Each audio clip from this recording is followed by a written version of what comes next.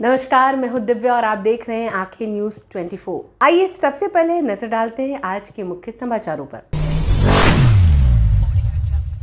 नमस्कार, मैं अमित और आप देख रहे हैं आंखें न्यूज 24। जन स्वराज के सूत्रधार प्रशांत किशोर आज बिहार बदलाव यात्रा के तहत एक दिवसीय दौरे पर खगड़िया पहुंचे, जहां जनसभा को संबोधित करने के बाद पत्रकारों से बातचीत करते उन्होंने चिराग पासवान के आरा में दिए गए बयान पर प्रतिक्रिया देते हुए कहा कि जिसको जितनी सीटों पर चुनाव लड़ना है वो लड़े। दरअसल जन स्वराज बिहार की सभी 243 सीटों पर चुनाव लड़ने जा रहा है और मुझे लगता है कि चुनाव से पहले गठबंधन में ज्यादा से ज्यादा सीटें पाने की पार्टियों की रणनीति होती है। वहीं जनता को इससे कोई मतलब नहीं है कि कौन सी पार्टी कितनी सीटों पर चुनाव लड़ेगी और न ही इसका असर बिहार के विकास से कोई लेना देना है। दरअसल पार्टियों को बताना चाहिए कि बिहार में बच्चों को शिक्षा और रोजगार कैसे मिल सके, इसके लिए उनका क्या विजन है। पार्टियों को उनके नेताओं को बताना चाहिए कि बिहार से पलायन आखिर कैसे रुकेगा, बिहार में भ्रष्टाचार कैसे खत्म होगा। प्रशांत किशोर की सभा में लोगों ने कहा कि नीतीश कुमार को बाय बाय। प्रशांत किशोर बोले कि मोदी जी भी नीतीश कुमार के लिए वोट मांगने आए तो मत दीजिए। प्रशांत किशोर ने जनसभा को संबोधित करते हुए पीएम नरेंद्र मोदी और सीएम नीतीश कुमार पर जमकर हमला बोला। उन्होंने कहा कि वोट बिहार के लोगों का है, इसलिए फैक्ट्री भी बिहार में ही लगनी चाहिए। जब उन्होंने लोगों से पूछा कि फैक्ट्री गुजरात में लगनी चाहिए या बिहार में, तो लोगों ने एक स्वर में कहा कि फैक्ट्री अब गुजरात के सूरत में नहीं बल्कि बिहार में लगनी चाहिए। प्रशांत किशोर ने जब लोगों से पूछा कि क्या वे नीतीश कुमार को फिर से मुख्यमंत्री बनाना चाहते हैं या नहीं, इस पर उन्होंने कहा कि बाय बाय कहना चाहते हैं, तो सभा में मौजूद हजारों लोगों ने हाथ उठाकर कहा कि इस बार नीतीश कुमार को बाय बाय कर देना चाहिए। नमस्कार, मैं अमित और आप देख रहे हैं आंखें न्यूज 24। विकासशील इंसान पार्टी यानी वीआईपी के प्रमुख और बिहार के पूर्व मंत्री मुकेश सहनी ने आज इस साल होने वाले विधानसभा चुनाव से पहले पार्टी के 12 साल की गाथा को एक गाने के जरिए लोगों के सामने लाया है। दरअसल है हक हमारा आरक्षण नाम से इस गाने को एक कार्यक्रम में लॉन्च किया गया। बता दें कि इस गाने में पार्टी ने अपने समाज के हक और अधिकार की बात करते हुए संघर्ष के जरिए अधिकार प्राप्त करने की भी बात कही है। दरअसल राजधानी पटना में आयोजित इस गीत लॉन्च कार्यक्रम के दौरान समाज सेवी डॉक्टर एसके सैनी ने अपने समर्थकों के साथ वीआईपी की सदस्यता ग्रहण की और नई पारी की शुरुआत की। बता दें कि वीआईपी के संस्थापक और बिहार के पूर्व मंत्री मुकेश सहनी ने पार्टी में आने वाले सभी लोगों की सदस्यता ग्रहण करवाई और उनका जोरदार स्वागत किया। बता दें कि इस मौके पर पूर्व मंत्री मुकेश सहनी ने कहा कि सही अर्थों में यह सिर्फ एक गीत नहीं, संघर्ष की मिसाल और पार्टी के लक्ष्य का प्रतिबिंब भी है। उन्होंने याद दिलाते हुए कहा कि वीआईपी की स्थापना ही गरीबों और समाज के अधिकार प्राप्ति के लिए हुई है और मैं मरते दम तक इसके लिए संघर्ष करता रहूंगा। उन्होंने कहा कि 12 सालों से निषाद के आरक्षण के लिए लगातार संघर्ष कर रहा हूं। मैं मुंबई छोड़कर यहां विधायक मंत्री बनने नहीं बल्कि समाज के अधिकार और हक की लड़ाई लड़ने आया हूं। ये मेरी मुख्य लड़ाई है। आज चुनाव का समय है। हम लोगों ने जाति जनगणना की लड़ाई जीत ली है। अब आरक्षण की 50% की दीवार को भी तोड़ देना है, जिसकी जितनी संख्या उसकी उतनी भागीदारी होगी। उन्होंने एनडीए को चेतावनी देते हुए कहा कि वे या तो निषाद को आरक्षण दे या वह कुर्सी खाली करे। अब निषाद समाज पूरी तरह से जाग चुका है। उन्होंने कहा कि आज चुनाव सिर पर है और लोहा गर्म है, इसलिए हथौड़ा चलाना चाहिए, कुछ ना कुछ आकार जरूर लेगा। नमस्कार, मैं अमित और आप देख रहे हैं आंखें न्यूज 24। राजनीतिक रूप से अहम बिहार में राजनीतिक चर्चाएं काफी तेज हो गई हैं। वहीं मीडिया रिपोर्ट्स के अनुसार विपक्षी दलों के इंडिया गठबंधन की चौथी बड़ी बैठक आगामी 12 जून 2025 को पटना में आयोजित की जा सकती है। बता दें कि इस बैठक की अध्यक्षता नेता प्रतिपक्ष तेजस्वी यादव कर सकते हैं, जो महागठबंधन की कोऑर्डिनेशन कमेटी के संयोजक भी हैं। बता दें कि यह बैठक आगामी विधानसभा चुनाव 2024 के बाद की राजनीतिक दिशा को लेकर महत्वपूर्ण मानी जा रही। तो वहीं महागठबंधन की अब तक 3 बैठकें हो चुकी हैं। बता दें कि पहली बैठक 17 अप्रैल 2025 को राष्ट्रीय जनता दल यानी आरजेडी कार्यालय में हुई थी। तो वहीं दूसरी बैठक 24 अप्रैल 2025 को कांग्रेस मुख्यालय में आयोजित हुई थी। तो वहीं तीसरी बैठक 4 मई को दीघा में जिला से लेकर प्रदेश स्तरीय नेताओं के साथ संपन्न हुई थी। तो वहीं आपको बता दें कि पहली ही बैठक में तेजस्वी यादव को कोऑर्डिनेशन कमेटी का अध्यक्ष बनाया गया था और उन्हें ही गठबंधन का नेतृत्व सौंपा गया था। बता दें कि महागठबंधन ने 21 सदस्यों को कोऑर्डिनेशन कमेटी का गठन किया गया, जिसमें सामाजिक संतुलन का विशेष ध्यान रखा गया है। इसमें विभिन्न दलों से नेता शामिल किए गए हैं। ऐसे में अब आगामी बैठक को महागठबंधन के लिए काफी अहम माना जा रहा है।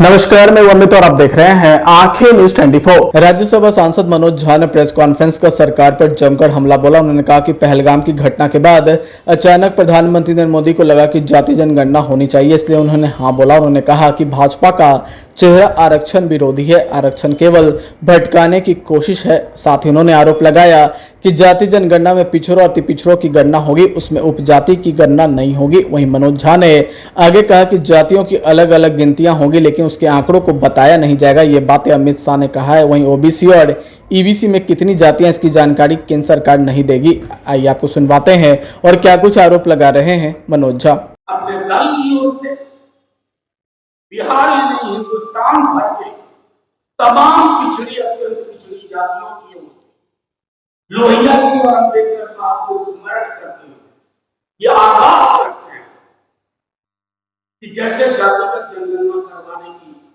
मांग से पीछे नहीं हटाते, उसी तरह आपको मजबूर करेंगे कि आपको इस पूरी छतरी यानी कि ओबीसी ईबीसी में कौन कौन जातियां कितनी हैं और टोटल क्वांटम क्या है, टोटल क्वांटम क्या है, ये आपको बताना होगा।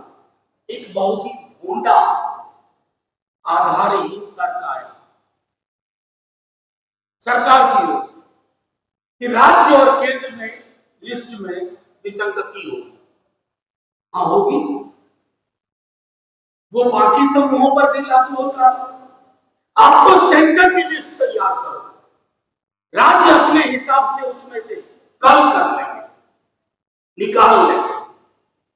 इसको ब्लॉक करने की कोशिश, जैसा मैंने कहा, आगाह करते हैं सरकार। जन सैलाब उठेगा। मैं बार बार कह चुका हूं अपने दल की ओर से कि कोई विचार अगर परिपक्व हो जाता है, किसी की ताकत नहीं है उस विचार को खारिज कर। अब आइए एक महत्वपूर्ण पहलू इसके साथ जुड़ा हुआ है, ओबीसी क्वांटम के साथ। ये स्टैंड अलोन एक्सरसाइज नहीं है। जातिगत जनगणना, उसके बाद क्या? नेता प्रतिपक्ष तेजस्वी जी, हमारे कांग्रेस और डीएमके के साथी, समाजवादी पार्टी के साथी कह चुके हैं कि ये आंकड़ा, जैसा हमारे बिहार के एक नौजवान नेता कहते हैं, आंकड़े ले आइएगा लेकिन सार्वजनिक ना कीजिए। आंकड़े गुलदस्ते में सजाने के लिए नहीं आ रहे, ड्राइंग रूम की शोभा बढ़ाने के लिए नहीं आ रहे। ये आंकड़े जिंदा लोगों के आंकड़े हैं। इसकी जिंदगी का, उनकी जिंदगी का दस्तावेज है और इस दस्तावेज की सही परिणति होनी चाहिए। अगला सवाल माननीय प्रधानमंत्री और गृहमंत्री से, संसद में चर्चा करिए कि ओबीसी काउंटिंग के लिए, जनगणना के लिए आपके इनपुट क्या होंगे, यानी प्रोफार्मा में आप क्या क्या चीजें इंगित करके जानना चाहेंगे, क्योंकि उस प्रोफार्मा के इनपुट से आउटपुट निर्धारित होगा। क्योंकि जातिगत जनगणना के जब आंकड़े आएंगे तो जैसा नेता प्रतिपक्ष ने कहा, समानुपातिक प्रतिनिधित्व की बात हो, क्वांटम ऑफ रिजर्वेशन बढ़ाने की बात हो और निजी क्षेत्र में आरक्षण की बात हो, और ये महज बात नहीं होगी, इसके लिए संघर्ष। अतः लब्धलुभाव ये है, अगर सरकार की मंशा है कि ओबीसी की गणना को पर्दे के पीछे छुपाया जाए, तो इतना कह रहे हैं, बिहार ही नहीं पूरे देश का ये समाज उठ खड़ा हो। कैसी विडंबना में हम लोग रह रहे हैं। 4 जून को नेता प्रतिपक्ष ने चिट्ठी लिखी, आप सब आगे बढ़, माननीय मुख्यमंत्री जी को। आज 9 तारीख को मैं आपके माध्यम से प्रेस कॉन्फ्रेंस कर रहा हूं, चिट्ठी की पावती नहीं आई है। पावती मतलब एक्नॉलेजमेंट। बगल में रहते हैं माननीय मुख्यमंत्री जी,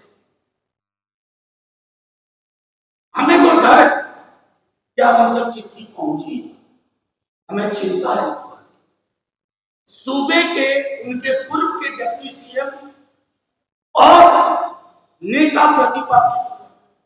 समाचारों में वक्त हो चला एक छोटे से अंतराल का। पटना में कई वर्षों से शिक्षा में अहम योगदान दे रहा है Gyansthali high school Alamganj Patna city, जहां 10वीं और 12वीं की बोर्ड परीक्षाओं में 100% अंक प्राप्त कर रहे हैं बच्चे। एक ऐसा स्कूल जहां न केवल होती है पढ़ाई, बल्कि साथ ही साथ होती है कल्चरल एक्टिविटी, स्पोर्ट्स एक्टिविटी से जुड़े गेम्स, मैथ ओलंपियाड से लेकर साइंस ओलंपियाड। जहां बच्चों के लिए स्कूल कैंपस अत्याधुनिक सुविधाओं से लैस, छोटे बच्चों के लिए वाहन और ट्रांसपोर्ट की विशेष सुविधा। तो देर किस बात की, आज ही कराएं अपना नामांकन Gyansthali high school Alamganj Patna city में, जहां नामांकन की प्रक्रिया जारी है। संपर्क करें पुलिस चौकी Alamganj main road near Alamganj थाना पटना बिहार 800007। समाचारों में आपका फिर से स्वागत है। नमस्कार, मैं अमित और आप देख रहे हैं आंखें न्यूज 24। राहुल गांधी के बिहार दौरे पर दिए गए बयान, जिसमें इलेक्शन कमीशन पर सवाल खड़े करते हुए उन्होंने कहा था कि बिहार में चुनाव फिक्स है। इसको लेकर भाजपा के राष्ट्रीय प्रवक्ता शहनवाज हुसैन ने कहा कि राहुल गांधी अपनी नाकामियों पर पर्दा डालना चाहते हैं। दरअसल कांग्रेस के नाकामियों और राहुल गांधी के नाकामियों को छुपाना चाहती है। उनका कहना है कि लोकसभा में अलग परिणाम हुए थे और महाराष्ट्र विधानसभा में इतनी बड़ी जीत कैसे हो सकती है। जब झारखंड में चुनाव के नतीजे हमारे विपरीत आते हैं तब राहुल गांधी उस पर चुप्पी साध लेते हैं। कांग्रेस पार्टी चुनाव में मेहनत नहीं करती लेकिन आरोप लगाने में पहले रहती है। आइए आपको सुनवाते हैं क्या कुछ कह रहे हैं शहनवाज हुसैन। राहुल गांधी अपनी नाकामियों पर पर्दा डालना चाहते। राहुल गांधी कांग्रेस की जो कमी है और राहुल गांधी की जो कमी है वो इलेक्शन कमीशन पे थोपना चाहते। लोकसभा में और विधानसभा में अलग अलग रिजल्ट कई जगह होते हैं, लेकिन ये तर्क दे देना कि लोकसभा में अलग रिजल्ट हुआ और महाराष्ट्र में विधानसभा में अलग रिजल्ट हुआ। लोकसभा के रिजल्ट के घमंड में कांग्रेस सो गई थी। हम लोगों ने मेहनत किया और जनता को लगा कि वोट दिया, आए मोदी, छाए मोदी, जीते मोदी, तो फिर हमने कम सीट क्यों दी। तो जनता ने छप्पड़ फाड़ के हमें दिया और हम महाराष्ट्र में जीत गए। तो राहुल गांधी की पार्टी के नेता मेहनत करते नहीं, ऐसी बयानबाजी करते हैं जिससे जनता में नाराज़गी पैदा होती है और जब हार जाते हैं तो अपने हार का ठीकरा इलेक्शन कमीशन पे थोप देते हैं। कर्नाटक में जीते तो इलेक्शन कमीशन बहुत अच्छा था, तेलंगाना में जीते तो इलेक्शन कमीशन बहुत अच्छा था, हिमाचल में जीते तो इलेक्शन कमीशन अच्छा था, रायबरेली जीते तो इलेक्शन कमीशन अच्छा था, वायनाड में जीते तो इलेक्शन कमीशन अच्छा था, और जब महाराष्ट्र, हरियाणा और दिल्ली हार गए तो इलेक्शन कमीशन खराब हो गया। राहुल गांधी को पता लग गया है कि बिहार में ज़ीरो पे आउट होने लगे हैं, इसलिए जानबूझकर इस तरह का बयान दे रहे हैं। पहले ही अपना फेस सेविंग कर रहे हैं। बिहार में बुरी तरह हारेंगे राहुल गांधी। तेजस्वी यादव पहले पत्र लिखा था मुख्यमंत्री नीतीश कुमार को, पर मुख्यमंत्री ने उस पत्र का जवाब नहीं दिया। क्या पत्र लिखा उन्होंने? 65% आरक्षण का जो दायरा और कहा है कि अगर नीतीश कुमार 65% अच्छा, हाँ, अपने हाथ से लिखा था, अपनी हैंडराइटिंग में लिखा था, अपने विचार लिखे थे। कोई पत्र उनको लिख के दे दिया जाता है और वो भेज देते हैं। अभी कास्ट सेंसस होने दीजिए, सेंसस होने दीजिए, पिछड़ों अति पिछड़ों की चिंता कोई। नमस्कार, मैं अमित और आप देख रहे हैं आंखें न्यूज 24। मानसून ने तय समय से 8 दिन पहले यानी शनिवार को केरल में दस्तक दे दी। वहीं राज्य के कई हिस्सों में झमाझम बारिश हो रही। इस वर्ष मानसून का आगमन पिछले 16 वर्षों में सबसे जल्दी हुआ, लेकिन बिहार में मानसून के अपने निर्धारित समय पहुंचने की संभावना जताई गई है। पटना मौसम विज्ञान विभाग के अनुसार राज्य में मानसून प्रवेश करने की संभावित तिथि 13 से 15 जून के बीच बताई गई, जबकि पिछले वर्ष बिहार में 5 दिनों की देरी से 20 जून को मानसून प्रवेश किया था, जिस कारण सामान्य से 20% कम बारिश हुई थी। वहीं मौसम विभाग के पूर्वानुमान के अनुसार इस वर्ष मानसून सीजन के दौरान राज्य में सामान्य या सामान्य से अधिक वर्षा होने की उम्मीद जताई गई है। वहीं मौसम वैज्ञानिकों के अनुसार इससे पहले 2009 में केरल में मानसून का आगमन 23 मई को हुआ था। उन्होंने बताया कि इसके बाद जल तमिलनाडु और कर्नाटक के कई इलाकों में पहुंचने की संभावना है। वहीं मानसून एक हफ्ते में देश के दक्षिण और पूर्वोत्तर राज्यों जबकि 4 जून तक मध्य और पूर्वी भारत को कवर कर सकता है। आईएमडी ने मानसून में सामान्य से अधिक वर्षा का अनुमान जताया है, जिससे अल नीनो की स्थिति की संभावना खारिज हो गई। वहीं अल नीनो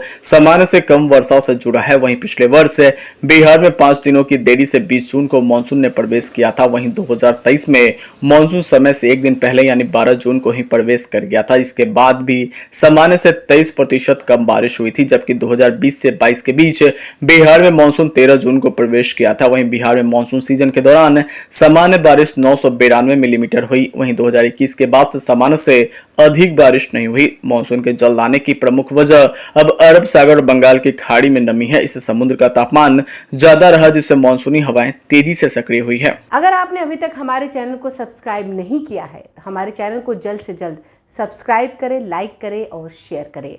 देश और दुनिया की तमाम खबरों को देखने के लिए लगातार देखते रहें आंखें न्यूज़ 24।